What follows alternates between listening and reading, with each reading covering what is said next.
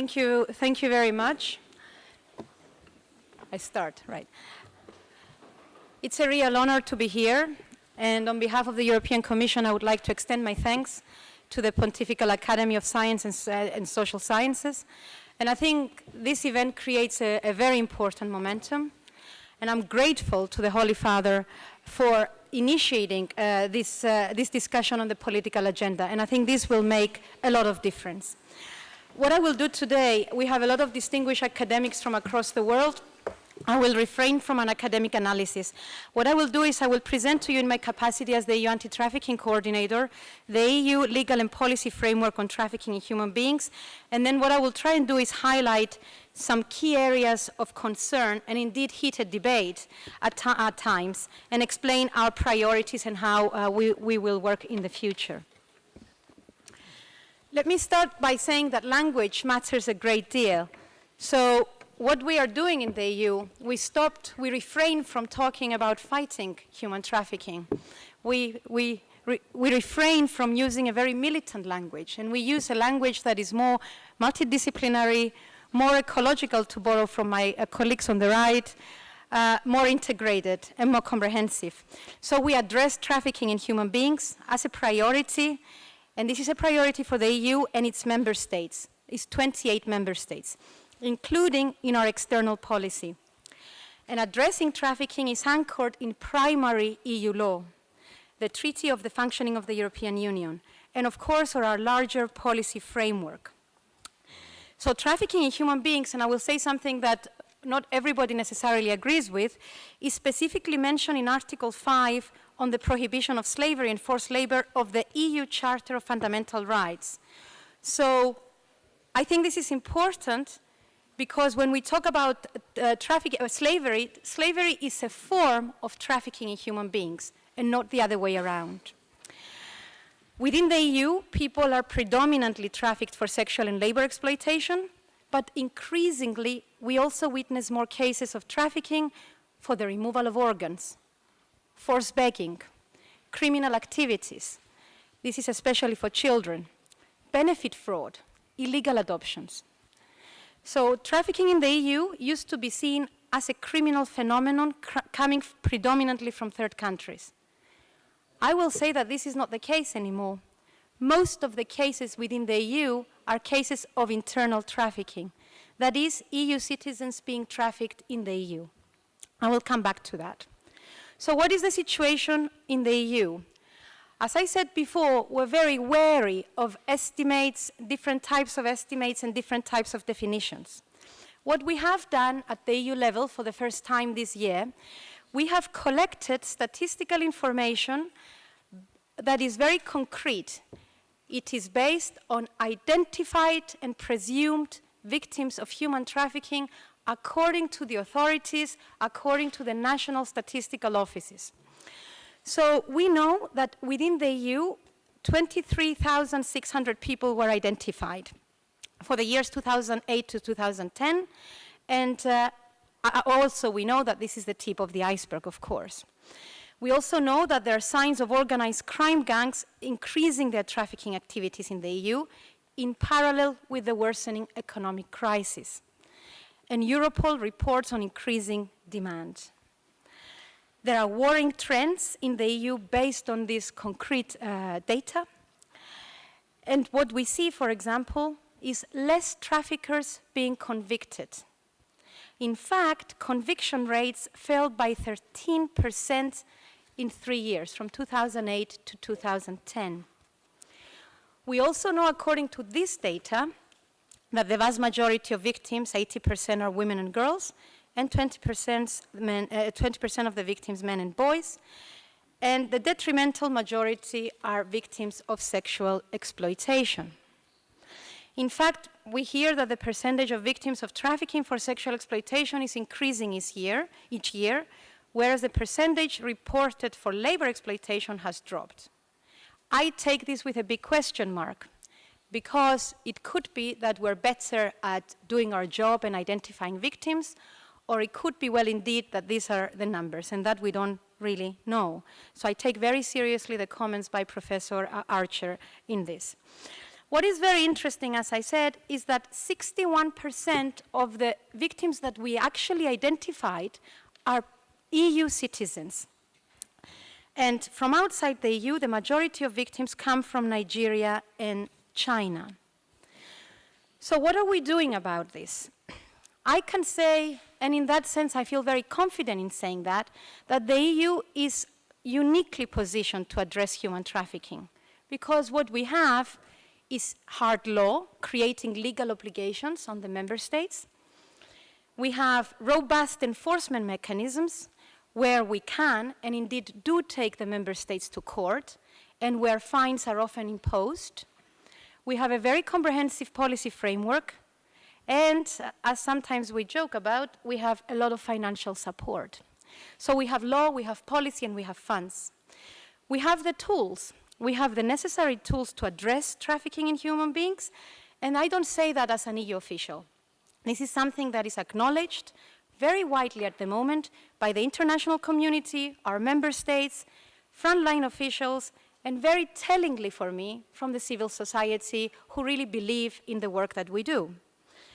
So what is needed now, and to a large extent is how I see my part and my role and mandate, is to ensure the full implementation of these instruments to achieve concrete results. So when it comes to the legislation, I won't say much about the legislation, but it is the first, this EU directive, if you like, is the first EU measure of criminal law nature that harmonizes the definition of the crime and penalties. It lays down robust definitions to help investigate and prosecute traffickers, deliver victims protection, assistance, support, provisions to prevent the crime, to better monitor and evaluate our efforts. It's a piece of legislation that the EU can be proud of, and it was adopted in record time. It places the victims at its heart. It ensures that people who are victims of trafficking are given an opportunity to recover and to reintegrate in society. I will not go into depth about the directive and all the provisions, but what I can say to you that it is indeed very ambitious, it's very innovative, and I would dare say the most forward and comprehensive regional and international instrument we have on the issue. But we have a big but. Our member states had to translate this legislation into their national law by April 2013. As of last week, that I had the latest information, only 18 of the 27 member states informed the European Commission that they fully did their job. So the other 10 haven't told us that they have done their job. And of course, it is one thing that the member states notify that they have done their job, and it's another for me to ensure that they have correctly applied the EU law. What we are now doing, which is exceptional at the EU level, is so quickly move on to what we call infringement procedures. What that means is that we intend to take the member states who haven't fully done their job to court. This is exceptional because the EU normally wouldn't do that in such a short span of time. But as I always say, and as the Commissioner of Home Affairs always says, we are not talking about any EU law. We're talking about victims of trafficking whose lives are at stake while we're sitting in this comfortable room. So what we also have, we have other pieces of legislation. In fact, we have 17 pieces of legislation dealing with victims of trafficking. But one that is very maybe relevant to today's work is a directive on combating the sexual abuse and sexual exploitation of children and child pornography, which asks the member states to approximate legislation on a comprehensive list of offenses. So we have the legislation, but that again is not enough, even if it's well implemented. What we also need is a policy framework to match this legislation. So this policy framework at the EU level, we call it the EU Strategy Towards the Eradication of Trafficking in Human Beings, is for the period 2012 to 2016. So we have about 40 actions, most of which the European Commission is responsible for. It has been highly welcomed by an impressive list of stakeholders, and what this strategy does, it prioritizes over identifying, protecting, and assisting the victims, stepping up the prevention, and I will come back to that in a minute, increased prosecution of traffickers, because as I said before, prosecution was the rates were going down, enhanced coordination and cooperation, and here I can say that I'm responsible for monitoring and implementing the policy framework until 2016, and to increase knowledge and effective response to emerging concerns. Because the reality is we know something about trafficking, but we don't know enough. If I may, as Ambassador Swing said, I don't think we have mastered this struggle, and we need to know a lot more in order to do so. I will not name any of the 40 actions here, but what I can tell you is that the big aim of this policy framework is to work together with a lot of different stakeholders in order to implement our work. So in a rare example of the Commission work, we work with 8 different department services of the European Commission, with European agencies, with our member states in order to do our job. We also have an EU Anti-Trafficking Day, which is marked on the 18th of October, and this year, on the 7th Anti-Trafficking Day, we marked this day in Lithuania under the Lithuanian presidency. I read one of the documents that, in one of the documents for today, that it would be a good proposal to have a global World Day against trafficking. So that is something to consider. What we did for this year's Anti-Trafficking Day is to look at internet recruitment. And this is certainly one area that we all say it's extremely important, but we know very little about. And I discovered that when we were looking for speakers for this Anti-Trafficking Day. It's a normally very prestigious event, and everybody, if I may, is struggling to get a speaking space. This year, it was difficult to find experts on recruitment online, facilitation of victim recruitment, and so on. So we are very aware of the urgent need to address the fact that the use of the internet is expanding. In fact, Europol, our intelligence gathering agency, states that internet will be an even more important marketplace for illicit commodities and criminal services in the future. What we learned in this Anti-Trafficking Day is that when it comes to victims of sexual exploitation, both adults and children, the internet is at the moment the primary recruiter of victims, where traffickers also advertise services. So this is something to be thinking about further in terms of discussing demand reduction. And here I want to elaborate. Addressing demand is a key aspect of the legal and policy framework at the EU level. Many of the papers in the next 2 days, in many different ways, focus on demand reduction from different angles. There is no supply without demand, and we cannot continue focusing only on the criminals and the victims without addressing the huge gray area, the bridge between the two. Who are the clients? The customers, the users, the procurers, which again is something that Ambassador Swing already referred to. For each woman trafficked for sexual exploitation, there is a user, there is a client, there is a procurer asking for that service. For each and every little girl exploited in prostitution and pornography, there is someone asking for that service. The EU legislation is unique. Why is it unique? It obliges the EU member states to take effective and practical measures to curb demand for all forms of exploitation. For example, employers hiring trafficked persons and clients buying sexual services from victims of trafficking, and raising awareness of potential victims about the risks of falling prey to the traffickers. So this is a legal obligation in the EU at the moment, to take actions to reduce this demand. What our legal instrument also says is that it urges member states, I have to quote the language to get it completely right, to consider measures for criminalizing the use of services with the knowledge that the person is a victim of trafficking. So what I have to do is draft a report based on this to submit to the Commission, to the European Parliament and the Council on the impact of such policies, accompanied by legislative proposals as appropriate.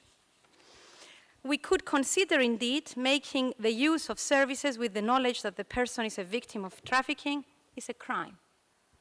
So the key question in my head, in the head of the Commissioner of Home Affairs, and to many ministers at the EU level at the moment, is one: in which other areas of crime include a user who knowingly gets involved in a crime and is not criminalized? So this is a question we need to be thinking about. This concerns all forms of exploitation. However, we understand that the detrimental majority of victims of sexual exploitation are women and girls. We acknowledge that there is a link between trafficking in women and prostitution that we cannot ignore. We formally recognize that trafficking in women and girls for sexual exploitation is structural and it constitutes violence against women. We note with concern in recent years a worrying tendency to focus less on trafficking for sexual exploitation, in fact, silencing trafficking for sexual exploitation. We don't think it's more important than other forms of exploitation. We think it is equally important. We haven't done our job. We don't have examples where we have managed to stop, to eradicate, to eliminate this problem, and we need to be doing our job and to be doing more. So we need to have equal focus on sexual exploitation, labor exploitation, and all other forms. We have received criticism that the lack of competence in the field of regulating prostitution has been used as a pretext for not addressing this issue. The lack of legal competency on prostitution does not mean that the European Commission is turning a blind eye to the interplay between prostitution and trafficking. So we must insist on understanding more this issue. We need to understand this link, and for this reason, the Commission is funding a number of projects to make informed decisions on this area. In the meantime, we have a very ambitious legal instrument that we have adopted. The recent opening of the demand and consent chapters of the Palermo Protocol leave me very reluctant. We have a very ambitious policy framework in the EU dealing with demand. Reopening the chapter of consent and demand would be not something that the EU is very much looking forward to. What the EU is looking forward to, and we're very keen to do so, is implement our legal and policy framework in terms of the key role of the civil society, including service providers, in activities aimed at addressing trafficking in human beings. Funding is very important in this direction. We think civil society should be equal partners, and I very welcome the work of faith-based organizations across the globe with whom we cooperate very closely because of the service provision that they provide to the victims. In this spirit, very recently in May, the Commission launched an EU civil society platform with over 100 civil society organizations participating. The platform, some of the members are here today, so I'm very happy to see some of you here today, brings together a wide range of organizations working in the field of trafficking, such as human rights organizations, faith-based organizations, women's rights, migrant rights, faith-based assistance, research. And the reason for that is that trafficking in human beings is not something that can be dealt with from a monolithic perspective, from only a security perspective. We need a very multidisciplinary approach, and we need all types of NGOs to work with us and other stakeholders to work with us on this issue. We also need to work with the private sector. In fact, without the private sector, there's very little we can do. We very much welcome, for example, the Buy Responsibly campaign of the IOM and the need to focus more on the supply chains. What do we buy? Who do we buy things from? How do we know who is making the products that we use? When it comes to labor exploitation, especially working with the business sector is fundamental. And we need to go back to our supply chains all the way from the beginning. For this reason, we're launching a European Business Coalition in 2014, where we want to get European businesses or European-based businesses to take their role and responsibilities more at heart, and also to hopefully develop models and guidelines to reduce demand for services provided by victims of trafficking. We need to work with temporary work agencies. We need to work with all these people advertising online, sometimes legal businesses operating online and then trapping their clients or their customers. Let me turn to external cooperation. The recent daunting experience of Lampedusa only a month ago, where a few hundreds of human lives were lost in the search for a better life, is just a horrifying reminder. It's not the exception, it's the rule, it's what happens every day. And it's a reminder of the need to be doing more. And here we need to also, it's a reminder on the need to focus on clear concepts and phenomena that although very much interlinked and interrelated, they are distinct. Trafficking in human beings, human smuggling, and irregular migration are often conflated and confused. I go back to Professor Archer. I read her paper, but I have to say some things on that from a European Commission perspective. There are links between trafficking human beings, human smuggling, and irregular migration. There are very clear links, but there's also distinctions.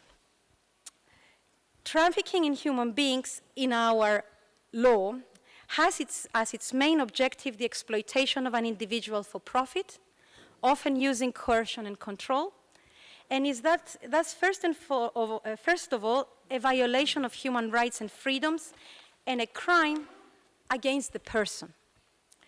Trafficking does not need to have a transnational element in order to be trafficking human beings, as opposed to human smuggling, which by definition in our legislation is a cross-border phenomenon. Smuggling is the irregular movement of people across borders in exchange for payment, but not necessarily with exploitative end purpose, although the smuggled person may still end up being exploited, and is therefore a crime against the state, or it concerns the protection of the state against violation of its borders. And I remind you here that 61% of the victims of trafficking that were formally identified in the EU are EU citizens. So why do we work with third countries, and how do we work as the European Union? First, third countries are often places of origin and transit for trafficking to the EU. Second, as a grave violation of human rights, it is a clear objective of EU external action. And third, as a cross-border illegal activity, is an important area for cooperation between the EU and third countries. So the EU has adopted a list of priority countries for cooperation in line with what we call the action-oriented paper, which is our external policy on trafficking in human beings. It is based on respect for human rights and the rule of law, and I will give you the list of countries, which is based on the number of victims that we have had in the EU and a number of other criteria. The countries are Albania, Brazil, China, Dominican Republic, Morocco, Nigeria, Russian Federation, Turkey, Ukraine, and Vietnam. And of course, other regions, but I'm specifying countries.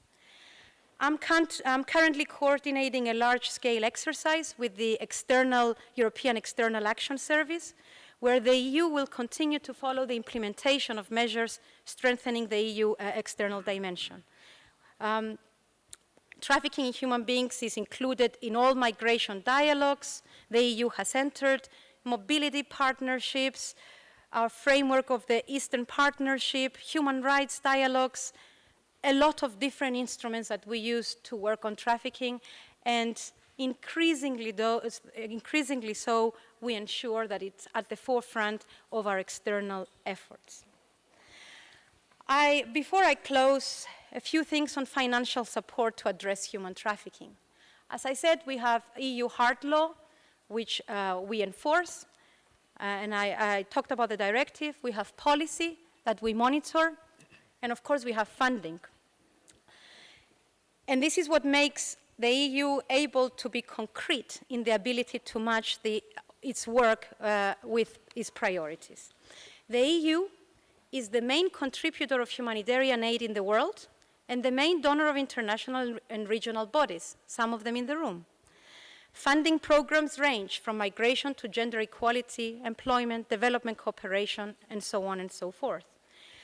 We have specific programs on trafficking in human beings on different topics, on labor exploitation, child trafficking, forced begging, sexual exploitation, and so on. We have funded some of the NGOs in the room. We have different funding opportunities in enlargement, development, humanitarian aid, research, social affairs, and a lot more. Why am I saying that? Since 2003, the EU has funded hundreds of millions worth of projects across the globe to address the phenomenon of human trafficking. And it has done so from a very diverse perspectives. What we're doing now is launching a review to see, again going back to the ambassador's speech, has it had an impact?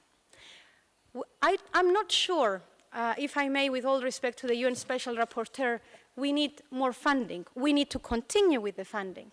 But what we need to do is ensure that this funding produces impact. It produces results. It is better coordinated. We use the recommendations of the projects. We evaluate better, we assess better, and we target our policy priorities better. So for me, the result of all our actions is fundamental. And this is what the Commission wants to see in the future, because this will strengthen future projects and provide a solid basis for coherent, cost-effective, and strategic EU policy and funding initiatives in the future. Just to close, what I have tried to say is that the EU has several very specific, very unique, and very powerful tools at its disposal. And what is time to do now is to use this. They're very recent instruments. What we need to do is use these instruments and make sure that their full potential is utilized. And what the message I bring from the EU is, from the European Commission is one of building partnerships. Everyone in this room, different countries, different actors, different types of organizations. I think we all have the same objective, to help the victims and to ensure that no more people become entrapped in this complex web that is the slavery of our times. We come from very different places of strength in order to achieve that. And it is only with real systematic cooperation and joining these strengths that this can be achieved. If we fail to do this, if we fail to use these possibilities, if we fail to be ambitious, we fail the victims, and we fail our work, and we fail ourselves. And unless we feel personally responsible, that we are not in any way involved or indirectly support such practices, we will never be able to eradicate this phenomenon. It is our moral and legal duty to work together to eradicate trafficking in human beings. Only a year and a half ago, I was actually accused of being overambitious by talking about working towards the eradication of human trafficking. What do we say? Oh, we want to have a little bit less? This would be an insult to the victims, and it would be an insult to our humanity. So 2 weeks ago, the UN Special Rapporteur, and I welcome her statement, used exactly EU language in a statement she issued. She issued a statement talking about the eradication of trafficking in human beings. We welcome that, and we hope that this is something that will continue. We must use the possibilities. We could use the EU as an example of a legal and policy framework. We must be ambitious. I think that the clock is ticking to the detriment of people's lives, and we cannot afford to stay silent. I hope that this workshop is an effort to break this silence. Thank you very much.